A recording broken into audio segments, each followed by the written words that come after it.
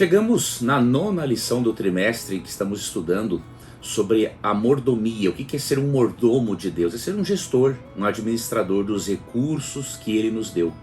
E entre esses recursos podemos destacar a nossa vida, as nossas finanças, o nosso tempo, os dons espirituais e também naturais que recebemos. E estamos aprendendo ao longo do trimestre sobre isso, como sermos gestores cristãos, né? Como gerirmos, administrarmos melhor a nossa vida para a honra e glória de Deus. E esta nona lição, ela também apresenta um tema muito relevante, que o título é Cuidado com a Cobiça. Essa lição vai falar especificamente do 10º mandamento do Decálogo, né? O 10º mandamento ensina que não devemos cobiçar aquilo que pertence ao outro. E antes desta lição entrarmos mais em detalhes nela, você precisa ter alguns pressupostos em mente para que você compreenda esse tema da forma correta, da forma bíblica. Pressuposto 1. A Bíblia não é contra você ter dinheiro. A Bíblia é contra você amar o dinheiro. Nós já vimos isso em alguns momentos, né? E aqui em Lucas 12:15, Jesus disse assim: tenham cuidado e não se deixem dominar por qualquer tipo de avareza, né? Porque a vida de uma pessoa não consiste na abundância dos bens que ela tem. A Bíblia não é contra você ter bens. Jesus nunca foi contra você ter bens e prosperidade. Agora, ele quer dizer para você o seguinte: a vida não se constitui nisso. Bens devem ser uma consequência da sua comunhão com Deus, do seu trabalho, do seu crescimento, mas a sua vida não deve focar nisso, tá? Você tem que ler, por exemplo, Lucas 12:15, né, à luz de outros textos bíblicos, né, inspirados. Por exemplo, em Gênesis 13, verso 2, Abraão era um homem muito rico, né? Ageu 2:8, Deus é o dono da prata e do ouro, ou seja, Deus é a fonte de todas as bênçãos, da riqueza e prosperidade de qualquer área da vida, tá? Então Cristo quer dizer para você o seguinte: tenha as coisas, mas não faça delas um ídolo, não coloque-as jamais no lugar de Deus. Então esse é o primeiro pressuposto. Faz parte da natureza humana querer ter as coisas, tá? Agora, você tem que atentar para o fato de que a vida é muito mais do que isso. Então Jesus está advertindo para a avareza, né? Para o orgulho, para a cobiça, contra a cobiça, né? Porque a vida de uma pessoa não consiste na quantidade de bens que ela tem. É muito mais do que isso. Os bens são o resultado, tá? Se tu ler, por exemplo, 1 Tessalonicenses 5, 23 e 24, você vê que na Bíblia, ser uma pessoa próspera e de sucesso envolve você ser abençoado e cuidar de todas as áreas da sua vida. Lá o apóstolo Paulo deseja aos Tessalonicenses, na sua carta a ele, dirigida a eles, que eles sejam prósperos em tudo, né? Que eles sejam santificados em tudo, espírito, corpo e alma, até a volta do Senhor Jesus Cristo. Então esta é uma vida de sucesso, é uma vida na qual você trabalha harmonicamente todos os aspectos do seu ser, o físico, o mental e o espiritual, e consequentemente também o social, tá? Então, em primeiro detalhe, faz parte querer ter as coisas, faz parte da vida. Deus implantou isso em nós, em querermos ter as coisas, porém, coisas materiais, elas não são o mais importante. Elas são importantes, ok? Tu não pode dizer que não é importante ter as coisas, mas você tem que lembrar que isso é um detalhezinho de em comparação com todos os aspectos do seu ser, físico, mental e espiritual. Trabalhando isso harmonicamente, você e eu estaremos preparados para a volta de Cristo, tá? Esse é o primeiro pressuposto. O segundo pressuposto: você deve desejar ter as coisas, mas não as coisas dos outros. É sobre isso que a lição vai tratar, tá? E trata. Você ver, por exemplo, uma pessoa com uma boa casa, um bom carro, né, e outras coisas, e você desejar ter também algo de bom, não tem problema nenhum. Agora, o problema é quando você, eu queria ter o carro daquela pessoa, eu queria ter a casa daquela pessoa, e isso é a cobiça, tá? Tá? Então ter desejo de ter as coisas é diferente de cobiçar as coisas dos outros. Tá? E quando se cobiça o que é dos outros, isso é uma transgressão aberta ao 10º mandamento do Decálogo, que diz não cobiçarás. Tá? E terceiro pressuposto que eu já mencionei junto com... Na verdade não é o terceiro esse, eu já mencionei que os bens devem ser algo secundário, não é? Devem existir, devemos tê-los, mas trabalhar harmonicamente todos os aspectos do ser. E o outro pressuposto que você tem que ter em mente, que a sabedoria precisa preceder ou vir antes da riqueza e da prosperidade na sua vida. Quando você inverte as coisas, coloca bens em primeiro lugar para depois ter sabedoria, vai se dar mal. Tá? Olha como é esta sequência na Bíblia. Provérbios 8, eu vou ler aqui os versos 12 e 18. Se nós adquirirmos primeiro sabedoria, é óbvio que isso será muito mais lucrativo em todos os sentidos. Com sabedoria você tem uma aproximação maior de Deus, você consegue inclusive adquirir mais as coisas, e aí Deus vai estar habitando no trono do seu coração e não o que é material. Agora, se você primeiro se preocupa em ter dinheiro e prioriza o que é de Deus e a sabedoria para depois, você vai ser uma pessoa, no fim das contas, fracassada, né? Porque o que Jesus diz? O que adianta, né, a pessoa conquistar o mundo e perder, no fim das contas, a sua vida eterna? Não adianta, né? Então olha a sequência bíblica de prioridades. Vamos ver aqui Provérbios 8, 12 e 18. Ó. A sabedoria, aquela está sendo personificada, né, nessa poesia, para mostrar a importância, o quanto que a sabedoria quer fazer parte da nossa vida. Nesse caso, a sabedoria, sabemos que a fonte é Deus, né? Mas assim, ó, a sabedoria, moro com a prudência, sei onde encontrar conhecimento e discernimento. Bom, se é por meio da sabedoria que adquirimos prudência, e por meio dela encontramos conhecimento e discernimento, então eu tenho que priorizar a sabedoria ou eu tenho que priorizar o dinheiro? A sabedoria. Porque com sabedoria, além de eu aprender a ganhar dinheiro, eu vou saber administrá-lo para a honra e glória de Deus. E aí depois que se faz menção à sabedoria, entre outras coisas, aí vamos para o verso 18 que diz assim, ó, tenho, a sabedoria falando, tenho riquezas e honra, bens duradouros e justiça. Olha a sequência. Primeiro vem a sabedoria, depois vem riqueza ou prosperidade, tá? Riqueza não é simplesmente ter muito dinheiro, é você ter, viver com o que tem e poder fazer as coisas que você quer, é ter independência financeira, tá?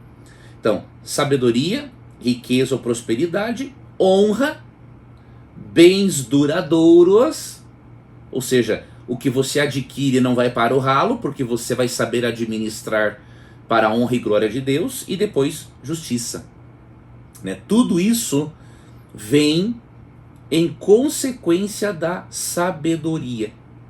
Então, em consequência da sabedoria, vem riquezas, honra, bens duradouros, uma vida justa. Então, tudo isso tem que ser consequência da sabedoria. E aqui nós lembramos de Mateus 6,33, né? Quando Cristo diz assim, buscar em primeiro lugar o reino de Deus e sua justiça, e as demais coisas lhe serão acrescentadas. Então, com esses pressupostos em mente, você vai estudar e entender bem esta lição. E nós já estamos estudando, só que agora eu quero falar um pouco mais da cobiça. Em primeiro lugar, a cobiça é tão perigosa que ela fez parte do pecado original e impulsionou o pecado original. Tá? Em Isaías capítulo 14, 12 a 14, nós vemos exatamente isso.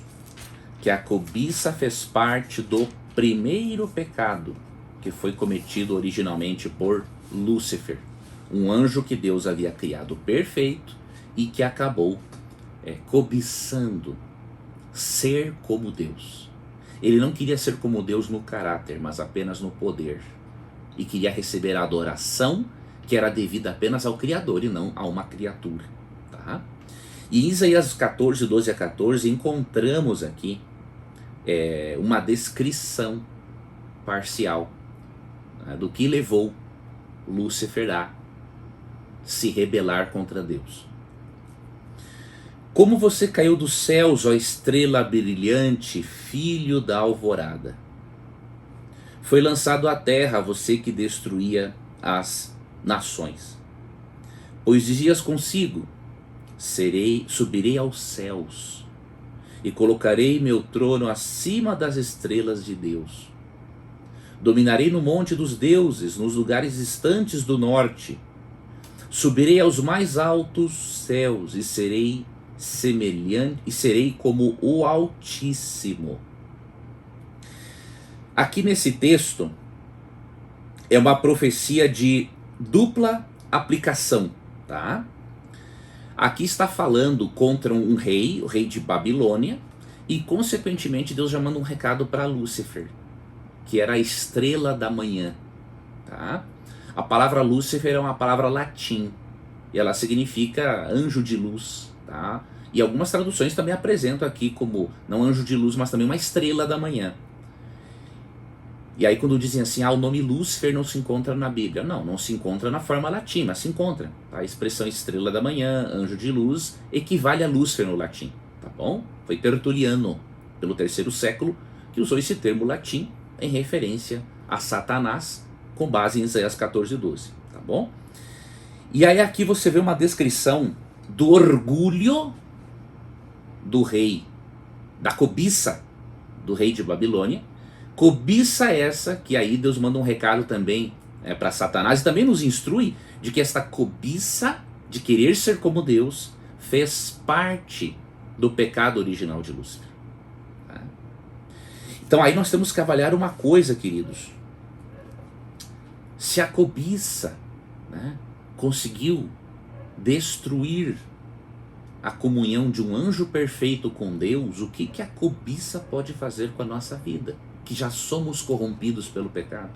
É devastador. Tá? Então a cobiça fez parte do pecado original, e isso deveria nos levar a refletirmos. Né? Se ela fez o que fez com Lúcifer, imagine conosco que já estamos corrompidos pelo pecado. Lúcifer cobiçou poder e adoração. Né? Ele queria ser semelhante a Deus, ele queria receber a adoração assim como Deus, ter um domínio. Né? Ele não queria mais se colocar só na posição de criatura, ele queria também se colocar na posição do Criador. E a cobiça, que é desejar aquilo que é dos outros, veja, Satanás, Lúcifer na época, desejou o trono de Deus, desejou ser como Deus. Né? Então veja, cobiçar é desejar o que é dos outros, não é desejar as coisas boas da vida, tá? Mas é desejar o que é dos outros. Tá? E quando ele faz isso, ele está prestando uma homenagem a ele mesmo. Ele quer uma homenagem a ele mesmo e não prestar uma homenagem ao Criador. E você acredita que quando nós cobiçamos, nós estamos de certa forma praticando a idolatria? Sim. Quando Lúcifer cobiçou a posição de Deus, Lúcifer está lá querendo adorar a ele mesmo, diríamos assim. E o apóstolo Paulo compara a cobiça, ou seja, cobiçar o que é dos outros, ele compara isso à idolatria. Tá? Vamos ler Efésios, capítulo 5, versículo 5. Podem estar certos de que nenhum imoral, impuro ou ganancioso, né? O ganancioso é aquele que cobiça o que é dos outros, né? Que é idólatra, herdará o reino de Deus, o reino de Cristo e de Deus. Então, ou seja, a cobiça, a ganância comparada à idolatria. Né? E em Colossenses 3,5, isso também, essa comparação é feita novamente. Né? Colossenses capítulo 3, verso 5, diz assim: portanto, façam morrer as coisas pecaminosas e terrenas que estão dentro de vocês. Fiquem longe da imoralidade sexual, da impureza, da paixão sensual, dos desejos maus e da ganância, que é idolatria.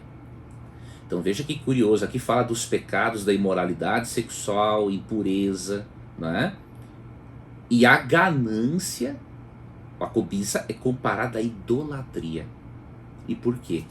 Porque quando nós ficamos cobiçando o que é dos outros, aquilo que é dos outros se torna o nosso foco no lugar de Deus. Olha que coisa perigosa. Não é quando você deseja ter coisas boas. Lembra que eu expliquei? Você pode ver uma pessoa bem de vida e pensar, nossa, um dia eu quero ter uma boa vida assim também. Eu quero conquistar as coisas, trabalhar de forma responsável, obviamente, né? Você não pode priorizar o trabalho em detrimento da sua família e de Deus. Então eu vou trabalhar com responsabilidade, com inteligência e com dedicação, para um dia eu também ter as coisas. E isso é uma coisa pura, uma coisa boa. É louvável desejar isso. Agora, quando você cobiça o que é dos outros, eu quero a casa daquela pessoa, eu quero o carro daquela pessoa, eu quero a vida daquela pessoa. Ou seja, você está focando, o seu coração está focando o que é do outro e deixa de focar em Deus. Por isso que cobiçar o que é do outro é idolatria. Se você e eu não veneramos uma imagem de escultura, ou não adoramos uma outra divindade, mas ficamos cobiçando o que é dos outros, estamos sendo idólatras também. Isso é o que diz a Bíblia. Então, a cobiça, qual foi a cobiça então de Lúcifer? Cobiçar o poder e a adoração que pertence a Deus. E nós podemos também ser idólatras, assim como ele, cobiçando o que é dos outros. E somos chamados de idólatras se continuarmos fazendo isso. Tá? Agora vamos ver a cobiça de Acã, um homem da tribo de Israel, que cobiçou o que não deveria. Né? Deus havia dado um livramento muito grande para o povo de Israel. Tinha tirado o povo de Israel da terra do Egito, e Deus tinha de forma sobrenatural ajudado o povo a conquistar a cidade de Jericó, porque era um ponto muito forte na região dos cananeus. Então quando conquista-se Jericó, depois para conquistar as demais nações pagãs, não é? Era muito mais fácil. E teve um momento em que uma cidade pagã foi conquistada, entre outras, não é? E aqui, em Josué capítulo 7, você pode ler essa história depois, tá? Vou fazer uma menção breve. E aqui em Josué capítulo 7, nós vemos que os israelitas, com a ajuda de Deus, né, eles haviam conquistado uma terra, né, conquistado, obviamente, Jericó, depois conquistaram uma outra terra chamada Ai, né? E aí o que acontece? Deus havia dado uma ordem para eles de que eles não deveriam se apropriar de nenhum tipo de bem material daquele lugar. Por quê? Deus ia dar muitas coisas para eles, melhores do que aquilo, mas Deus tinha outras coisas em mente, tá? O que acontece? Deus não queria que as cidades naquele contexto fossem saqueadas. Aquelas cidades eram tão pagãs, né? Praticavam até mesmo sacrifício infantil, para você ter uma ideia, os povos pagãos. Então Deus estava punindo-os, né? Por eles não aproveitarem os séculos de oportunidades que Deus deu para arrependimento, enquanto o Espírito Santo trabalhava no coração deles. Então Deus abominou aquilo. E Deus não queria que eles fizessem uso de nenhum bem daquelas nações, naquele contexto ali, simplesmente porque aquilo para Deus era uma coisa contaminada. Né? Então aquilo deveria ser levado para o templo, né? E eles não deveriam utilizar-se daqueles bens, né, de pessoas que eram totalmente idólatras, infanticidas, homicidas e tudo mais. Só que Deus tinha um outro propósito também em mente. Ao conquistar as nações pagãs e não saqueá-las, Deus traria um crédito muito grande para o povo de Israel. As nações iriam ver o seguinte: olha, esse povo é diferente. Eles não estão nos atacando para nos saquear. Porque se fosse só isso, mas não. Eles nos atacaram, ou atacaram uma nação, por exemplo, né? Atacaram uma nação pagã que matava filhos e tudo mais, fazia barbaridades, né? Tudo que pode imaginar, mas não saqueou nossos bens. Aí outras cidades pagãs poderiam, por isso, ver uma nação diferente. E aquilo poderia despertar o interesse e levar essas nações à conversão, né? Mas quando Acã desobedece a Deus e pega alguns bens e os esconde, ele deixou que a cobiça tomasse conta da mente dele e ele desobedeceu a Deus, trazendo o quê? Desonra para Deus e para o povo de Israel diante de todas as demais nações pagãs. Por isso Acã recebeu um grande castigo. Ele e aqueles que se apegaram a ele e esconderam os bens, né, que contribuíram para esconder os bens que Acã havia pego, né, eles foram tremendamente castigados, né? Diz aqui no relato bíblico, né, que no julgamento dele, ele tinha colocado prata e ouro debaixo da sua tenda, né? E aí ele trouxe essa desgraça para o povo. Deus acabou castigando o povo. Por quê? Porque esta cobiça tolerada, né, ia trazer resultados ainda piores, tanto para a nação quanto para o nome de Deus, que queria, na verdade, além de executar juízo sobre as nações pagãs, mais do que isso, ele queria evangelizá-las. Tá? E aí isto que Acã fez foi tenebroso. E aí ele e aqueles que fizeram parte da sua cobiça foram apedrejados, receberam esse juízo.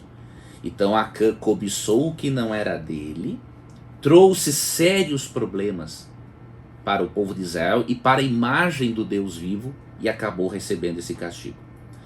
Enquanto Lúcifer cobiçou ser como Deus e cobiçou poder, Acã cobiçou dinheiro. Lembra? Não é errado você querer ter dinheiro.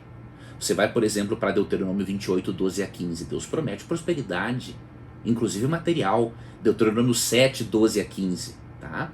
Agora, cobiçar o que é dos outros, não pode fazer isso. Tá? E Judas, outro exemplo de cobiça. Judas cobiçou também dinheiro e poder.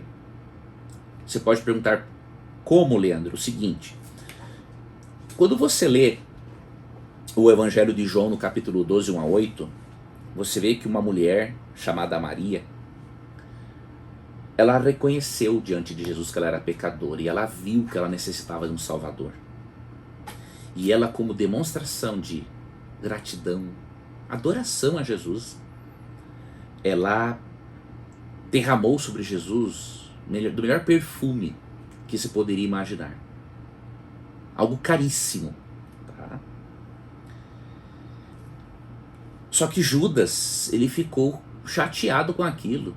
Ele alegou que aquele dinheiro todo poderia ser dado para os pobres, mas era uma generosidade falsa. Ele usou os pobres como argumento para ele ficar com o dinheiro. Muito similar ao que acontece hoje, não é, no mundo, especialmente no Brasil.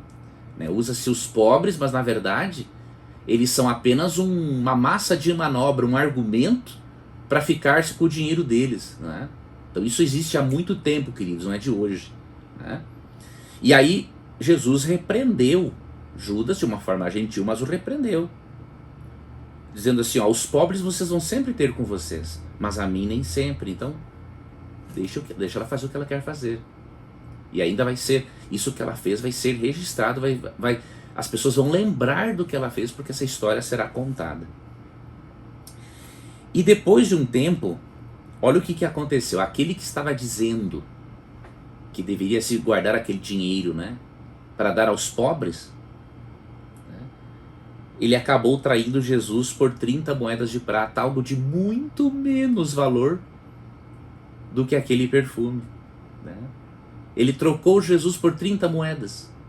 Enquanto que a mulher presenteou Jesus num valor, né, de acordo com alguns estudiosos, o valor de um ano praticamente de trabalho. Então, olha a diferença. E aí, o que acontece? Judas, ele conviveu com Cristo, ele viu coisas maravilhosas, ele amava o Salvador, mas com o tempo, ele deixou de se entregar totalmente a Jesus.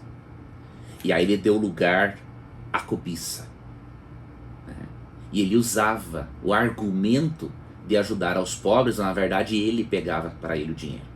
Tá? Só que além disso, além de cobiçar o dinheiro, Judas, ele cobiçou o poder. Ele também imaginava que se ele colocasse Jesus em apuros, como por exemplo no momento em que traiu Jesus com as 30 moedas, pelas 30 moedas, Jesus, quem sabe, reagisse e assim restaurar e desse início à revolução judaica contra o Império Romano. E aí Jesus assumindo o trono, diríamos assim, consequentemente Judas estaria entre os cabeças, entre os governantes. Então você percebe, ele cobiçou um dinheiro que não era dele, né? E cobiçou um poder que Jesus não queria dar. Na verdade, Jesus não iria reinar.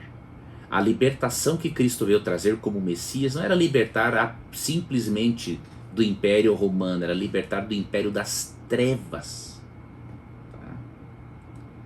Era isso que eles precisavam entender. Agora vamos ver um outro exemplo, estamos chegando aqui no final, e aí vamos ver a última dica bíblica daí, como vencer a cobiça. Tá? A cobiça de Ananias e Safira. Qual foi o problema de Ananias e Safira? Um casal que fez parte da igreja cristã primitiva ali de Atos, do livro de Atos dos Apóstolos. Eles mentiram abertamente ao Espírito Santo, a terceira pessoa da Trindade. O que aconteceu? Em Atos capítulo 5, nós lemos essa história. Ananias e sua esposa Safira, eles venderam uma propriedade. Era comum, né, eles distribuírem o que eles tinham para ajudarem uns aos outros. Tá? Agora veja que curioso, né? E Charles Spurgeon, príncipe dos pregadores, destaca isso muito bem. Algumas pessoas, até bem intencionadas, né, tentam ver uma espécie de socialismo na igreja de Atos 2 e de Atos capítulo 4. Só que isso é um absurdo, né? Charles Spurgeon fez uma diferença bem interessante, né? Spurgeon disse o seguinte, que enquanto na igreja de Atos o lema era tudo que é meu é seu, no socialismo o lema é tudo que é seu é meu. Tem nada a ver uma coisa com a outra. O primeiro vem de Deus, ou seja, tudo que é meu também é seu. Eu vou repartir o que eu tenho com você. O outro lema é do demônio. Eu vou repartir o que é dos outros. O meu ninguém toca. Ok? Então tira da sua cabeça a ideia de socialismo em Atos 2, em Atos 4, porque isso é uma perversão do texto bíblico, e quem continuar espalhando essa ideia vai receber a punição da parte de Deus. Ainda bem que Deus é um Deus amoroso. Ele pune para corrigir, não para destruir. Tá? E aí o que aconteceu? Esse casal cobiçoso, né, havia prometido que venderia aquela propriedade, aquele campo, e levaria esse dinheiro, né, como forma de adoração a Deus. E isso ia servir para evangelização, para ajudar as pessoas. Só que quando eles mentem, amigos, de forma descarada, o que eles fizeram? Eles não cumpriram com a palavra. Eles simplesmente reservaram parte do que venderam, escondido, achando que poderiam esconder, diríamos assim, de Deus, e acabaram tendo consequências, né? E aí, eu vou ler aqui para você o texto, e a princípio você pode pensar, nossa, mas Deus não exagerou nesse castigo? Não, você vai ver que não. Você vai entender o porquê, há um contexto aqui, tá? Atos capítulo 5, a partir do verso 1. Havia, porém, um homem chamado Ananias, que com sua esposa Safira vendeu uma propriedade. Levou apenas parte do dinheiro aos apóstolos, mas com aprovação da esposa afirmou que aquele era o valor total e ficou com o resto. Então ele mentiu abertamente juntamente com a esposa diante de Deus. Não era uma mentirinha simples. Ele, perante os apóstolos, pessoas escolhidas por Cristo, inspirados, eles achavam que poderiam esconder isso, né? E obviamente a mentira tem perna curta. Comece a imaginar o que seria da igreja cristã primitiva se ela começasse mal. Ou seja, todos os demais percebessem que mentir abertamente ao Espírito Santo não teria problema algum. Você vai começar agora a entender o porquê do castigo de Ananias e Safira, você diz, morreram. Né? Por quê? Segue. Então Pedro disse, Ananias, por que você deixou Satanás encher seu coração? Veja, quando Pedro diz, faz a pergunta, por que você deixou Satanás encher o coração com essa cobiça, né? Significa que Ananias não precisava deixar Satanás encher o coração dele. Né? Satanás não pode obrigar você a ser cobiçoso, mas ele pode criar circunstâncias para gerar isso e você decidir, e eu também, ser ou não cobiçosos. Né? Então veja, houve uma atuação direta de Satanás aqui para colocar o trabalho apostólico e o ministério do Espírito Santo em risco. Tá? Você mentiu para o Espírito Santo quando guardou parte do dinheiro para si.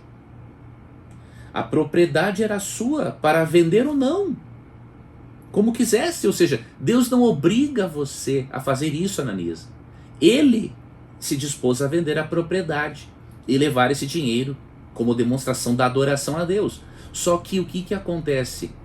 Quando ele faz um compromisso desses abertamente com Deus, numa igreja que está iniciando, e ele não cumpre com essa palavra, os outros iriam ser estimulados também a desrespeitarem a Deus. E esse desrespeito, queridos, para com o Espírito Santo no início da igreja cristã primitiva seria trágico. A igreja nem se estruturaria. Tá? A propriedade era sua para vender ou não como quisesse. E depois de vendê-la, o dinheiro também era seu, para entregar tudo ou não. Então ele era livre.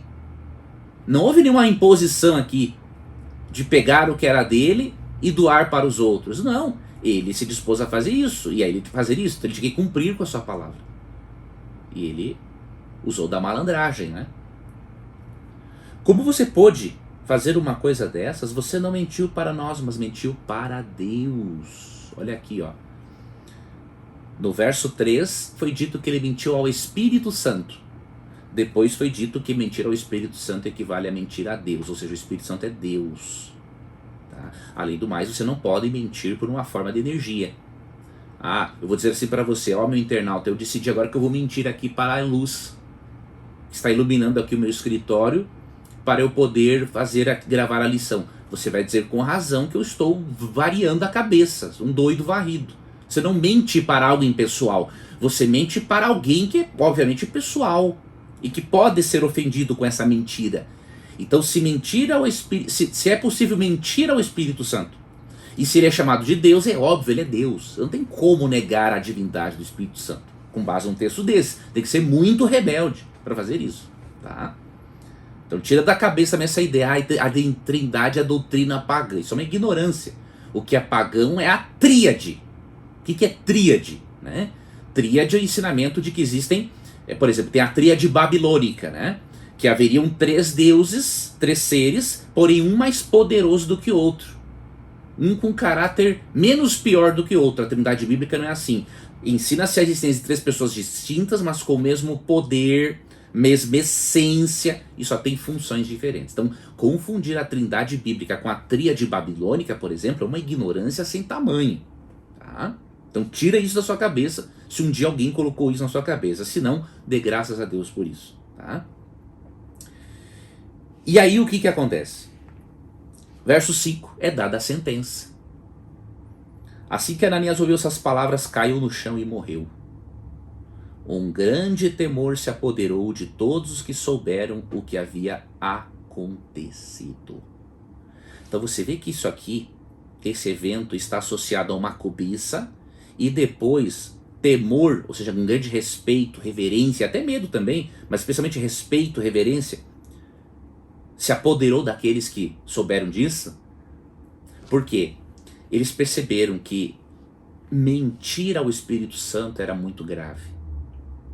E que se eles fizessem a mesma coisa que Ananias, além de eles serem amaldiçoados, a igreja, queridos, não cresceria, a igreja seria destruída. Então Satanás sabia disso. Por isso que ele encheu o coração de Ananias com esta postura cobiçosa. Então a punição parece grave, parece exagerada, mas não é exagerada. Tá? Porque toda uma igreja estaria em risco. E se esse pecado aberto dele não fosse punido ali naquele contexto desse jeito, você e eu nem estaríamos aqui para contar a história como cristãos. A igreja cristã não teria se desenvolvido. Tá? E aqui tem uma outra lição que eu não posso deixar de aplicar antes de finalizarmos a lição e lermos mais um texto bíblico ensinando como vencer a cobiça. Eu já vi casos de pessoas que levam a igreja ao tribunal por questões trabalhistas. Tá? Já vi muito isso. Eu tenho duas coisas a dizer sobre isso, e a história de Ananias e Safira tem algo a ensinar sobre essa postura. Mesmo que não se fale disso, tá? Mas tem um princípio, sim, que nos ensina a respeito disso. Não se deve mexer naquilo que pertence a Deus. Veja, já não é certo colocar a igreja na justiça. Em 1 Coríntios 6, 1 a 4, Paulo diz que é vergonhoso quando dois irmãos na fé não resolvem os problemas entre si e levam uma questão diante do tribunal. Paulo diz assim, isso é uma vergonha. Ele fala assim, se nós vamos julgar até os próprios anjos, 1 Coríntios 6, se nós vamos fazer parte do juízo durante o milênio de julgar os próprios anjos para entendermos por que Deus os condenou, né, os demônios, como é que não vamos resolver essas coisas simples que acontecem entre nós e vamos levar um irmão para o tribunal? Tá? Então, já é vergonhoso fazer isso de acordo com a Bíblia. Agora, digamos que não teve jeito de resolver uma questão trabalhista, o que eu acho muito difícil. Estou dizendo que não existem erros? Claro que pode existir erros. Mas veja, eu posso garantir uma coisa, se você procurar e conversar com o líder, se aquele líder não resolver o problema, há outros líderes na instituição que resolvem o problema. E pode ajudar aquele outro líder. Procura outra instância, mas não faça essa coisa vergonhosa que muitos fazem de processar a igreja por certas coisas. Tá? Agora, digamos que ocorreu, vou dar um exemplo aqui. Procurou 10, 15 líderes, não teve como resolver uma questão trabalhista. Eu não recomendaria a você processar a igreja. Tentar de todas as formas resolver o problema com o Paulo ensina em 1 Coríntios 6. Mas digamos que você deu um vacilo, tá? E decidiu processar. Você não pode fazer o que muitos fazem. Não muitos, alguns. Pedir o dinheiro do dízimo de volta. Meu Deus, que vergonha. Que vergonha. Se você tem uma questão trabalhista com a sua instituição, aqui pode ser a Igreja Católica Apostólica Romana, uma instituição da Igreja Batista, Metodista, Adventista, né? No caso do contexto que estou falando, não importa. Você não pode pedir o dinheiro do dízimo de volta, pelo amor de Deus. Você esqueceu do que o dízimo pertence a Deus e não pertence à igreja? Você esqueceu de Malaquias 3, 8 e 9, que diz que não dizimar é roubar a Deus? Então, se já deu uma vacilada, não resolveu o problema como Paulo orienta em 1 Coríntios 6, né? Resolver entre irmãos, para não precisar levar o caso à justiça, você vai fazer algo muito mais grave, que é pedir o dízimo de volta. Que maturidade espiritual. Tá? Então não brinca com isso. Eu não vi nenhuma pessoa, tá, das poucas que eu vi, graças a Deus isso não é uma coisa frequente, mas existe. Eu não vi nenhuma pessoa que ao processar a igreja e pegou o dinheiro do dízimo de volta, eu não vi uma pessoa dessas prosperar. Perdeu tudo. Por quê? Porque mexeu no dinheiro que é de Deus, de acordo com Malaquias 3, 8 e 9. Diz ali o texto, com maldição sois amaldiçoados, vós que me roubais. Então você tem que aprender a separar as coisas.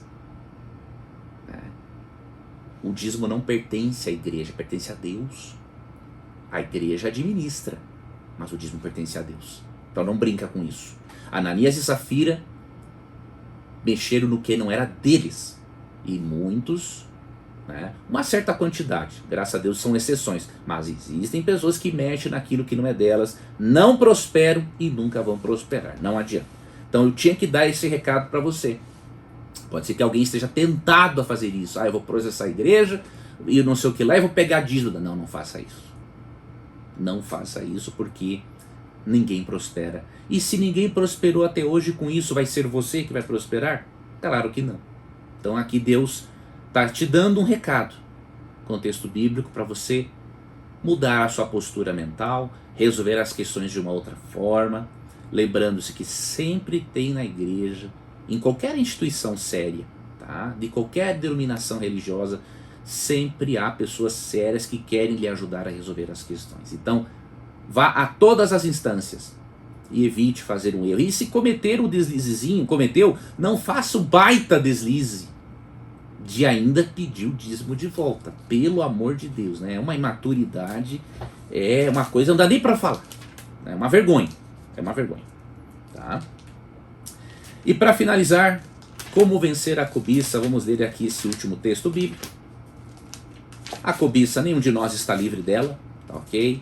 A natureza humana, ela é corrompida pelo pecado, e por isso precisamos estar ligados a Deus, sob a influência do Espírito, para Ele ir transformando e refreando essa natureza que nós temos, tá? Mas a Bíblia aqui dá algumas dicas. Eu vou ler para vocês aqui, antes, 2 Timóteo 3, 1 e 2, para você ver que infelizmente a cobiça faz parte especialmente da humanidade que vive nos últimos dias, que antecede a volta de Cristo. Porque com o tempo em que passa o pecado, não é mais a natureza humana se corrompe. E a cobiça seria um dos pecados fortíssimos, como parte da natureza humana, pouco antes de Cristo voltar. Veja, saiba que nos últimos dias haverá tempos muito difíceis. Porque as pessoas só amarão a si mesmas e ao dinheiro. Serão arrogantes e orgulhosas. Zombarão de Deus, desobedecerão a seus pais e serão ingratas e profanas.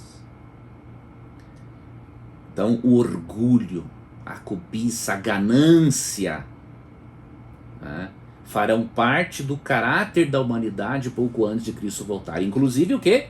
Filhos desobedientes aos pais, ingratos. Então tá aí, ó, um retrato da humanidade escrito há cerca de 2000 anos, tá? Mas nós podemos, com a ajuda do Espírito Santo,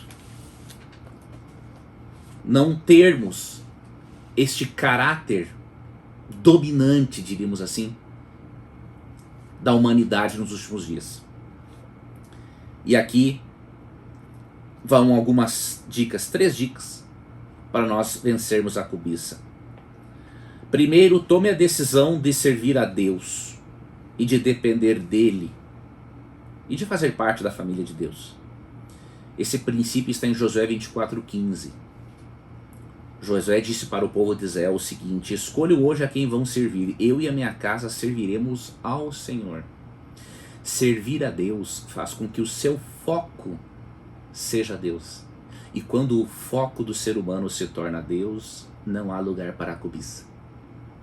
Tá? Então a primeira dica: tome a decisão de servir a Deus, independente das circunstâncias. Segunda dica: ore e utilize-se das palavras de São Mateus 6,13 na sua oração. Diz assim: ó, e não nos deixes cair em tentação, mas livra-nos do mal. Então você pode dizer na sua oração, em certos momentos, assim: Deus, me ajude a não cair na tentação da cobiça, de cobiçar o que é dos outros. Me ajuda, Senhor, sim, a conquistar as coisas que eu quero, mas não as coisas que pertencem aos outros. Me ajuda a não ser um avarento, arrogante. Inclua isso na sua oração. E terceira dica: seja regular no estudo da Bíblia Sagrada. Isso é fundamental. Olha o que está no Salmo 119:11, ó. Guardo a tua palavra no meu coração para não pecar contra ti. Quanto mais estamos em contato com a Bíblia, mais livres estaremos do pecado. Não que não pecaremos, somos pecadores sim. Mas ter a palavra de Deus no coração, por meio de um estudo diário da palavra de Deus, mais longe o nosso coração ficará da cobiça. E pode ter certeza, meu amigo internauta, que se nós buscarmos a Deus em oração, no estudo da palavra, e decidirmos diariamente fazermos parte da família de Deus, Ele vai abençoar as nossas vidas. Se nós o buscarmos, Ele vai se deixar achar por nós. E aí ele diz em Isaías 55, 6 e 7 o seguinte, ó: busquem o Senhor enquanto Ele pode ser encontrado. Invoquem-no enquanto Ele está perto. Que o ímpio abandone o seu mau caminho e o homem mau os seus pensamentos.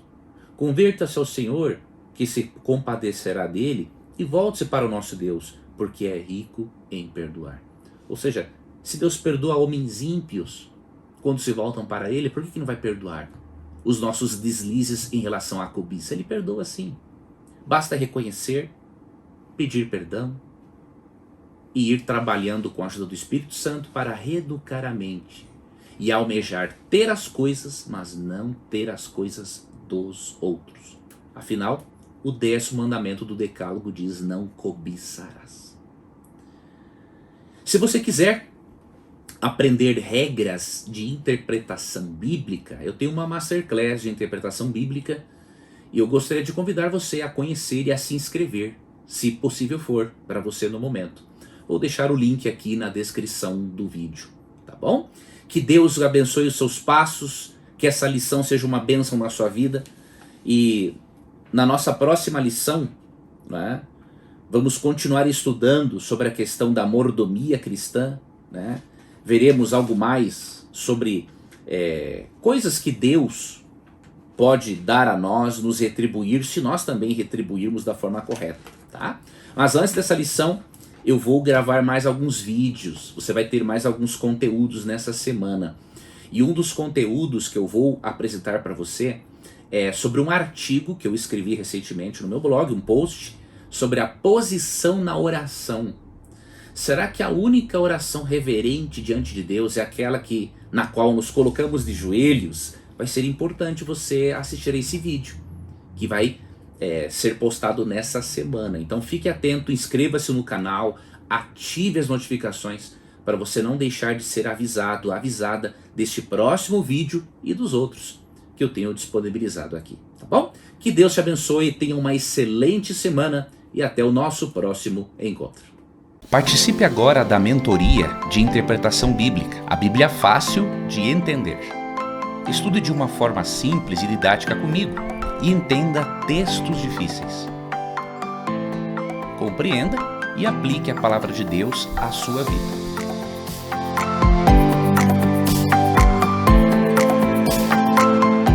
Inscreva-se agora, vagas limitadas. Tudo bem? Eu me chamo Leandro Quadros, sou mestre em teologia e eu gostaria de convidar você a se inscrever na minha Masterclass de Interpretação Bíblica. Ali eu estou dando dicas da hermenêutica, que é a ciência responsável pela interpretação do texto bíblico. Eu estarei ensinando para você algumas das principais regras da interpretação do texto, os passos para o estudo da Bíblia, como se alimentar da palavra de Deus e as ferramentas para o estudo sério das Escrituras. E no momento da sua inscrição você vai ganhar de presente um e-book que eu preparei com um pouco mais de 50 páginas, que vai ser o seu guia, vai lhe ajudar ao longo da sua jornada de estudo da Bíblia. Então quando você enxergar um botão, clica nele, matricule-se, vai ser uma honra para mim ter você como aluno, ter você como aluna.